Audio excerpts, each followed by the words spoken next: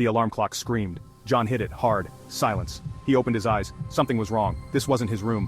Panic swelled in his chest, cold and sharp. This room was wrong, distorted, like a funhouse mirror reflection of his own. The wallpaper was alive with grotesque, grinning faces. The air hung thick and heavy, smelling faintly of sweat and fear. This was no ordinary dream. This was a nightmare, and John was trapped.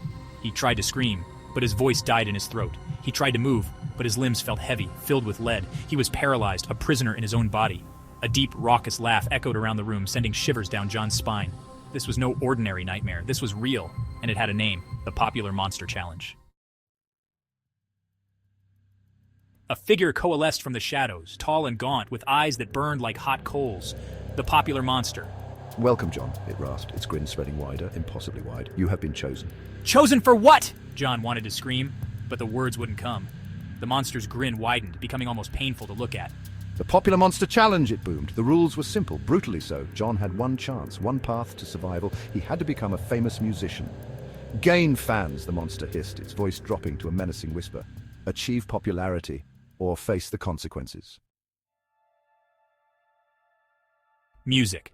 John had always enjoyed music, but it was just a hobby. His true passion lay elsewhere, in the quiet solitude of his art studio, in the vibrant colors and textures of his paintings. But the Popular Monster didn't care about passion. It cared about popularity, about the deafening roar of the crowd, about the intoxicating allure of fame. John was trapped between a rock and a hard place, forced to choose between his dreams and his survival.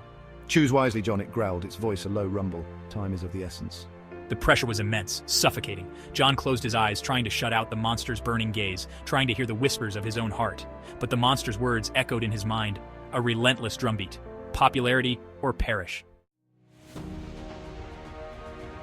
Section 4, the importance of popularity, fans as shields.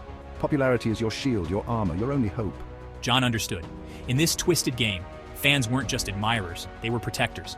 Every cheer, every applause, every download was a brick in a wall between him and the monster's wrath. He had to make them believe in him, in his music, even if he didn't believe in it himself. The thought of standing on a stage, the focal point of thousands, sent a shiver down his spine.